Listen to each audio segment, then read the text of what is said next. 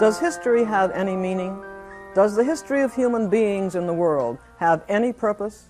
Can any pattern, any significance be found in history?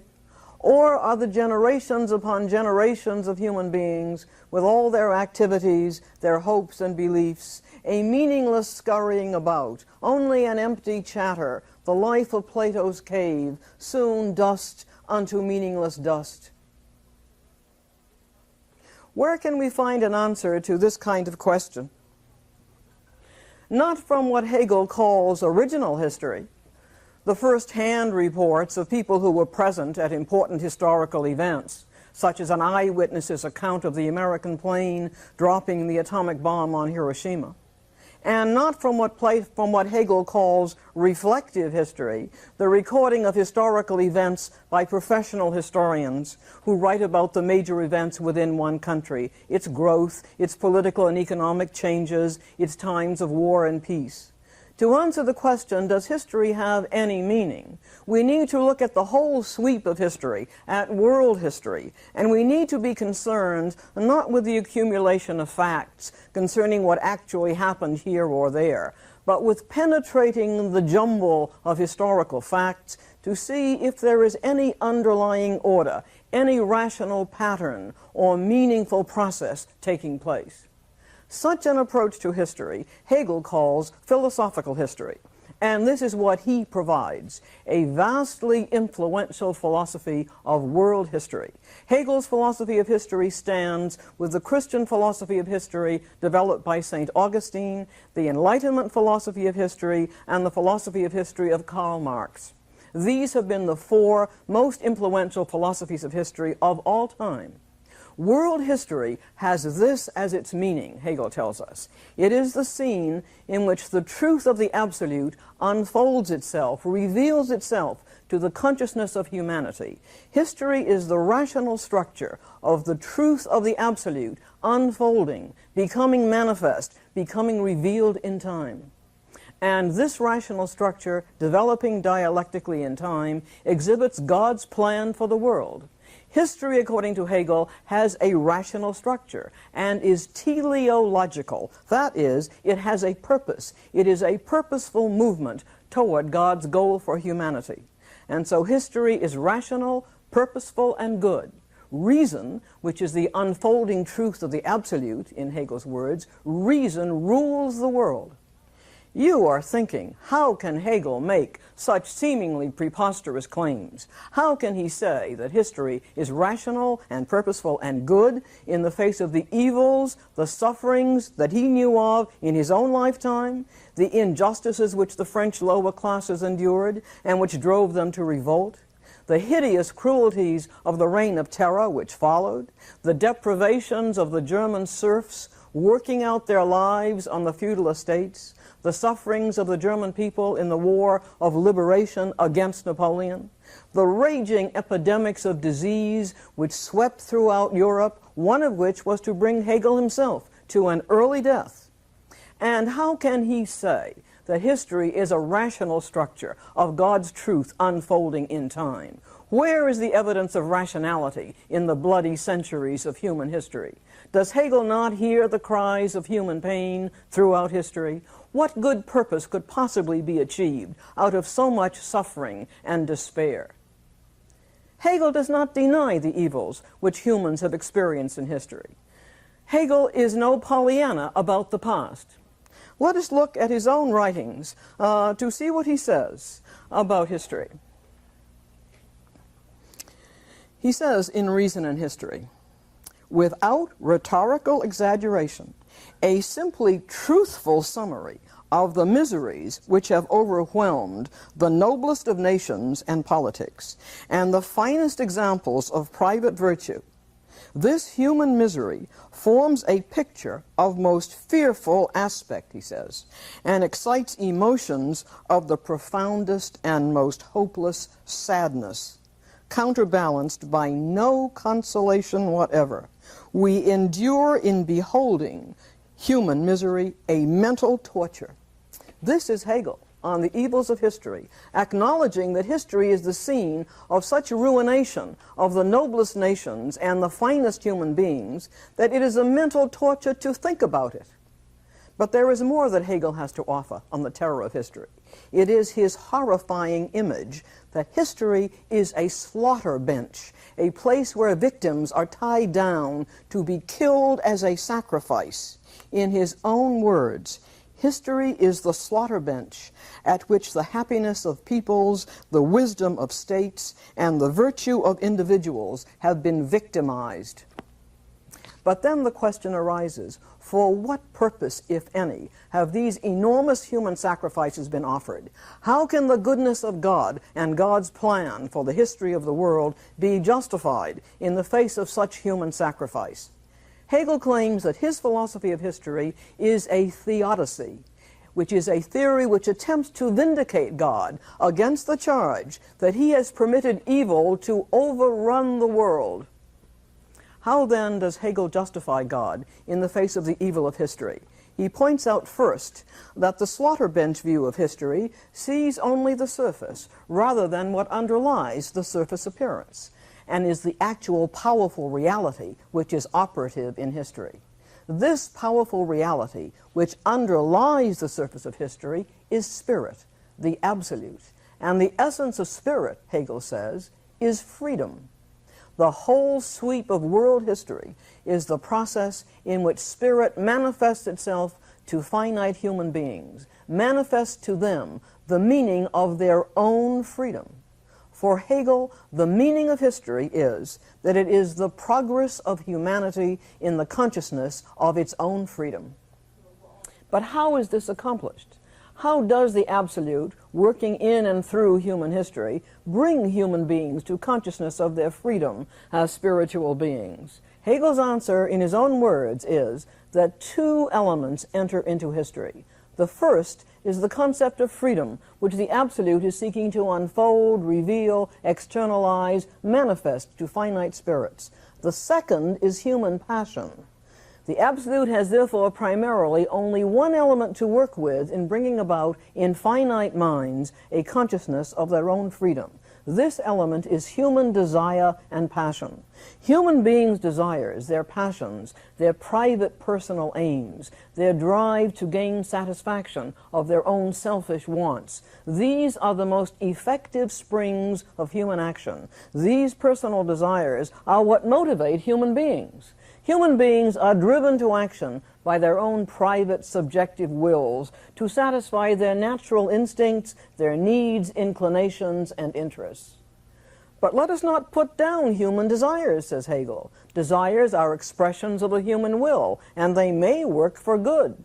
Any goal which I devote myself to, even a selfless goal, has to involve me, elicit my desire to promote it. I must be into it, says Hegel, if I am to exert myself for any object, for any goal. It must in some way be my goal. I must find in it my own satisfaction. And this does seem to be true. Are you, for example, engaged in a protest movement against the contamination of a river by industrial wastes, or against the using up of the wilderness land for more shopping centers and more suburbs? If so, these become your personal goals. You find in them the satisfaction of your desires. And nothing is ever accomplished unless individuals desire it and find their satisfaction in bringing it about. And Hegel adds, nothing great in the world has ever been accomplished without passion. This is the complex web of human desire which the absolute must work with to bring about its goal for human history. Human desire in all its powerful motivating forms, from my selfish interests to my satisfaction in feeding the hungry whom I will never see in Bangladesh. This complex web of desire serves as the means by which the absolute accomplishes its end, its goal, and purpose in history. The absolute may be said to use human wills as a means to bringing about the goal of its own divine will. How is this done? By cunning, says Hegel, by the masterful shrewdness, cleverness, subtlety of the absolute in bringing the rational truth of freedom to human minds. The absolute, which is reason, the totality of truth, governs the world, and it does so through what Hegel calls the cunning of reason. The cunning of reason is the power of the absolute to use the immense force of human passion as means to its own end of human freedom. To accomplish this goal, the cunning of reason brings about the existence of a series of great nation-states which appear in history, and the existence as well of the great historical individuals, the heroes, who bring about profound changes in history. Let us turn first to Hegel's view of the nation-state. The absolute, spirit, does not manifest itself in the individual human spirit, such as you or me. The absolute unfolds and manifests itself in the spirit of an entire people. Here we have come upon one of Hegel's major contributions to the philosophy of history and to the development, after him, of the social sciences. By the spirit of a people, Hegel means something very close to what today we call culture, in part because Hegel has taught us to think this way. Hegel defines the spirit of a people as consisting in the living totality of the culture of a specific people, its own language, religion, art, music, poetry, architecture, morality, philosophy, and legal systems. Moreover, the concept of the spirit of a people is that it is an organic unity. Here Hegel's theory of organicism is again at work, namely his view that nothing can be understood in isolation, but only as part of the organic totality to which it belongs. The spirit of the people, in which all the elements of a specific culture are parts, is an organic totality, in which the specific character or style of the people is expressing itself, leaving its own mark on every aspect of the culture. Nothing in human culture can be understood in isolation. The religion, music, language, politics, and art, all of these are parts of one spirit of the people and exhibit as a result the same style and character. For example, in ancient Athens, the single spirit of the Athenian people can be seen in its characteristically Athenian style of architecture, religion, politics, and philosophy. But now Hegel moves on to show that the spirit of the people is incorporated in the life of the nation-state. The state, says Hegel, is also an organic totality, which includes the government of a nation as well as the whole of its culture. And now Hegel makes this startling statement. It is the state, the totality of the national culture and its government, which is the true individual of history. In Hegel's own words, the individuals of world history are nations. For the absolute, using the cunning of reason, the important individuals of history who will become conscious of freedom are not individuals such as you and me, but the great nation-states. These great nations are the individuals to whom the absolute manifests the truth of freedom. What then, I hear you asking, about the actual human individual? The human individual, says Hegel, has no independence from the nation-state. They are parts of the state, like the tiny cells of an organism. Here again we see Hegel's organicism. You as an individual are part of a larger organism, the nation-state. You are part of its life. You share in its culture, and you exist as the parts of an organism exist, to serve and maintain the whole, which has more importance than you or any other of its parts. But you will reply, I serve my own purposes. I do what I desire to do within the law. I do not intend by my actions to serve the nation-state. But that, says Hegel, is just the point. Individual human beings are motivated by their own desires. But the cunning of reason uses individual human desires as means to its own ends, which is to have the nation-state develop the consciousness of freedom. And so while you are going about pursuing your own desires, buying the clothes that you like, what you do is being channeled into the manufacturing and marketing functions of your own nation, and so help to sustain the nation. although you did not intend this when you bought your clothes, nor did you even understand this. And also, while you go about pursuing your own desires in picking your career, whether in healthcare or in library science or in business or in teaching, Hegel shows you that you can choose only from those careers offered to you by the social system and the culture you live in, and that when you work at your career, you are helping to keep the schools, the shops, and the factories of your society going. Your actions have unintended consequences which you do not recognize. In this way, the Cunning of Reason uses all the passions and desires of human individuals to serve, not them, but the ongoing functions of the nation. But what about my beliefs, you may ask? What about my attitudes, my values, my own religious convictions? Have I no independence even here from the culture of the nation-state? None, says Hegel. Your thought, your values, your beliefs and attitudes are derived from the culture of which you are a part. You are a carrier of your culture. You are a culture carrier. You are a cultural product, as well as being a product of the spirit of the times. That is, you are a product of the changes within your own culture. Do you not now have different attitudes from those of the intense, vibrant radicalism that swept through our culture in the 1960s? In Hegel's own words, all the worth which the human being possesses, says Hegel, he has only through the state. But there is more. On Hegel's view, not even the greatest philosophers can escape from being the products of their own culture and of their own times.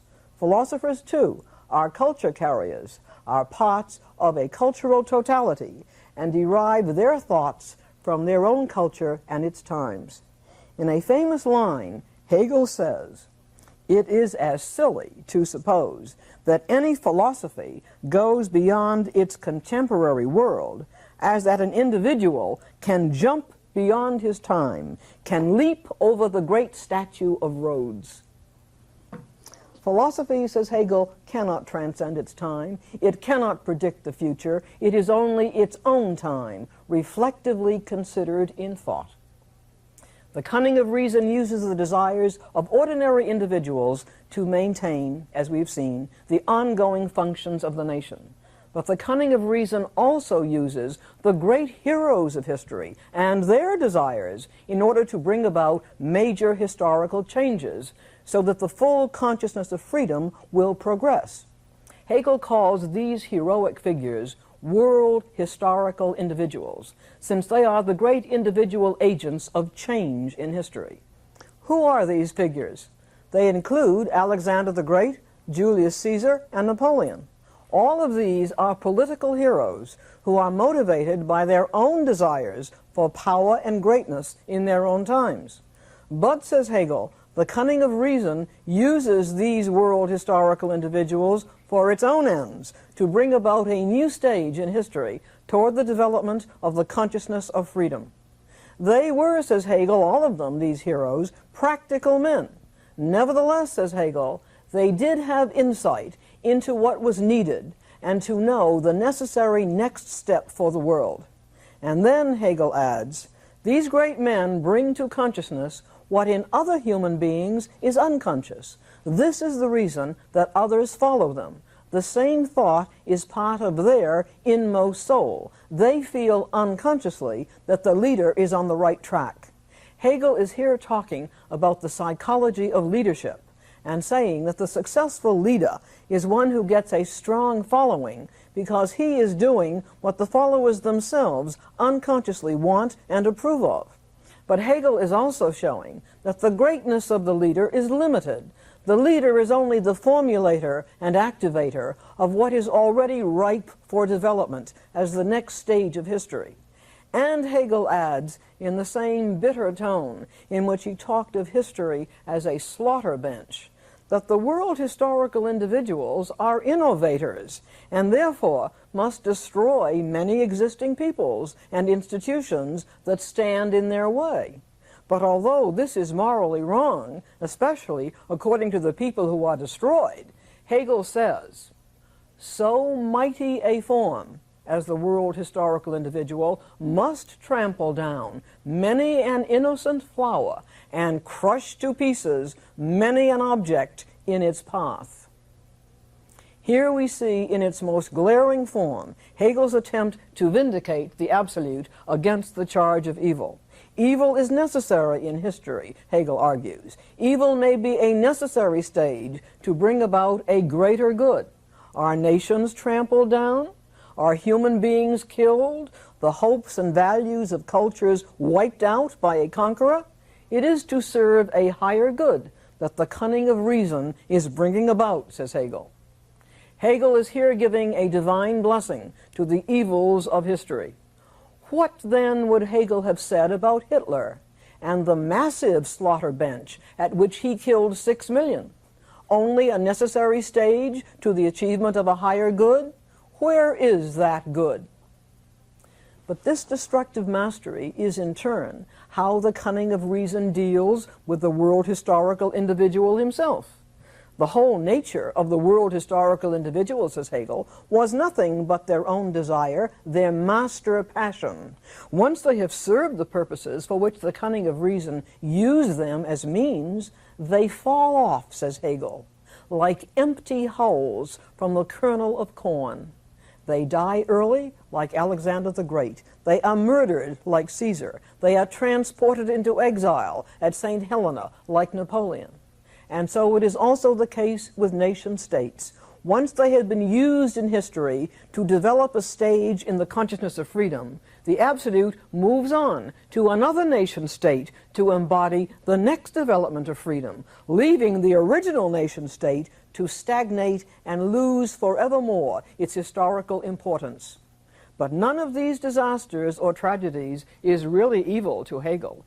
Each has its role to play in bringing about the greater good which the absolute has in store. Human failures are the successes of the absolute. Finally, we have come now to the actual account which Hegel gives of world history as progress in the consciousness of freedom. The progress through world history of the consciousness of freedom takes the form of the great triadic dialectic of history, which the cunning of reason brings about by using the passions of private individuals and their nation-states and the passions as well of the great world historical individuals. The great dialectical triad of history is from the ancient Oriental world, in which there is consciousness only that one is free, to the antithesis of this in the Greek and Roman world, in which the human spirit has by this time learned that some are free. And finally, to a synthesis in the modern Christian-Germanic world, in which at last the human spirit has learned that all are free, and the consciousness of freedom has at last become complete. In the ancient Oriental world, in which the supreme example is China, the individual human being is scarcely differentiated from matter. He has no spiritual individuality. He exists without being differentiated from other human beings in the caste structure of society, in which religion, custom, and law are not even yet separated. Most importantly, in the ancient Oriental world, only one individual is free, the Oriental despot. Having played this role in the beginning of the development of the consciousness of freedom, the nation of China is then left to live out its life in slow stagnation, and the spirit moves on to the rise of ancient Greece, and the consciousness of a new development of freedom is reached in the awareness of Athens that some are free, namely the citizens. The nation-state of Rome carries on the Athenian consciousness that some are free, but it also carries on the incompleteness of this freedom, which is shown by the denial in both Athens and Rome of freedom to slaves and to conquered peoples. And finally, we have the development of the complete consciousness of freedom in the modern Christian-Germanic world. The Christian-Germanic world preserves from the thesis, the Oriental world, the importance of having a head of state, a king. It preserves from the antithesis, the Greek and Roman world, a constitution granting freedoms which the Greek and Roman world had and which the Enlightenment developed in England and France. but it remained for Germany as a nation-state to have the role of lifting thesis and antithesis up into a new synthesis embodying the most complete consciousness of freedom, because it fused with thesis and antithesis the Lutheran, Protestant, Christian sense of the spiritual freedom of all human souls. And so the German nation-state emerges as the pinnacle of the consciousness of freedom and as the pinnacle of world history. Is Hegel's philosophy of history a whitewash over all the evils of history? As he himself says, the history of the world is the justice of the world. Then is there no other meaning to justice than that whatever exists is just? Is he not saying that everything, including all the human sufferings of evil, is for the best? Is Hegel's philosophy of history, as some critics have said, only a glorification of the German nation and Lutheran Protestantism? Finally, note how far is this philosophy of history from the Enlightenment's optimistic view of history as simple, direct progress in science, technology, and the natural rights of individuals. For Hegel, history rests with the group, not with the individual. History is concerned with the spirit of a people, with their whole culture, not with science and technology. History for Hegel does not move directly, straightforwardly in progress, but dialectically in a roundabout way. History is not clear and conscious to individual reason, but is filled with unintended consequences and with unconscious desires. History for Hegel does not bring progress to individual human beings in the form of the growth of science and technology for human benefit to the individual, nor in the growth of natural rights and democracy for the individual. The Enlightenment had had a vast optimism that these great developments of science, technology, and democracy were taking place, that history was finally moving toward the betterment of human life on Earth. But all of this Hegel flatly denies. History, he says, is not a theater of happiness. It is a movement toward freedom, but for nations, not individuals. And it moves not through good alone, but necessarily through evil. And it moves not through our conscious intentions, but through using our personal desires for consequences which we do not know. We are only very small pawns in the game of history.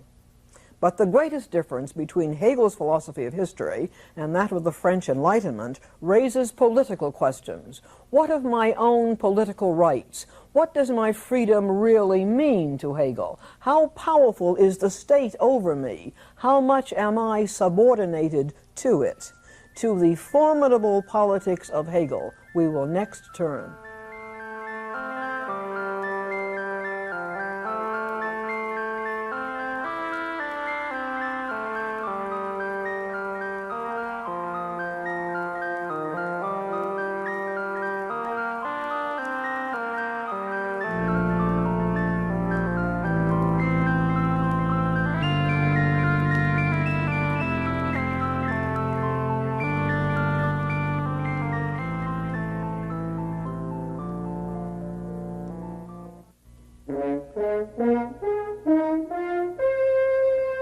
Pre-recorded in the studios of the Maryland Center for Public Broadcasting.